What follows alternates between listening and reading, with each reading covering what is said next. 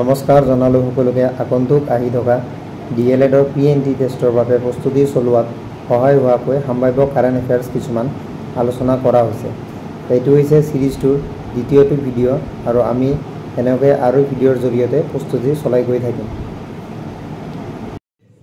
আজিৰ ভিডিঅ'ৰ প্ৰথমটো কুৱেশ্যন হৈছে who has been appointed as the new chairman of ISRO'. ইছৰৰ নতুন অধ্যক্ষ হিচাপে কাক নিযুক্তি দিয়া হৈছে? অপশ্যন এ হৈছে S Somnath, B V Narayan, C K Sivan, D R Madhavan. ইয়াৰ শুদ্ধ আনচাৰটো হৈছে অপশ্যন বি ভি নাৰায়ণ। দ্বিতীয়টো কুৱেশ্যন হৈছে the 77th annual conference of Assam সাহিত্য সভা was held in.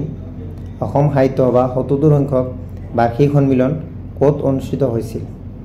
Option A Tangla, option B Pathshala, option C Hajo, option D Nalbari. ইয়াৰ শুদ্ধ আনচাৰটো হৈছে অপশ্যন বি পাঠশালা। তৃতীয় নম্বৰ কুৱেশ্যনটো হৈছে who was recently appointed as the new secretary of BCCI। শেহতীয়াকৈ BCCI নতুন সম্পাদক হিচাপে কোনে নিযুক্তি লাভ কৰিছে? Option A Devajit Saikia, option B Angad Bedi, option C Nikhil Chopra, option D Rajeev Shukla. ইয়াৰ শুদ্ধ আনচাৰটো হৈছে অপশ্যন এ দেৱজিৎ শইকীয়া। চতুৰ্থ নম্বৰ কুৱেশ্যনটো হৈছে who among the following was awarded the Sahityacharya Atul Chandra Hazarika award 2024।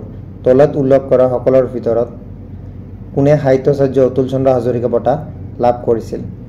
Option A Hira Neog, option B doctor Anima Choudhury, option C Rewa Phukan, option D Jaleswar Brahma. ইয়াৰ শুদ্ধ আনচাৰটো হৈছে অপশ্যন এ হীৰা নেওগ। পঞ্চম নম্বৰ কুৱেশ্যনটো হৈছে who among the following was awarded the Bhimbor Deori award 2024।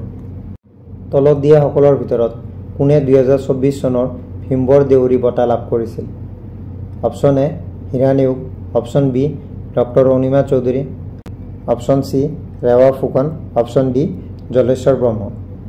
ইয়াৰ শুদ্ধ আনচাৰটো হৈছে অপশ্যন ডি জলেশ্বৰ ব্ৰহ্ম। ভিডিঅ'টো যদি কোনোবা প্ৰকাৰে হেল্পফুল লাগিছে তেতিয়াহ'লে কমেণ্ট এটা কৰি জনাব আৰু ইন ফিউচাৰ ভিডিঅ'বোৰ চাবৰ বাবে চেনেলটো ছাবস্ক্ৰাইব কৰি দিব। ইয়াৰলৈকে ভিডিঅ'টো চোৱাৰ বাবে সকলোকে ধন্যবাদ জনালোঁ।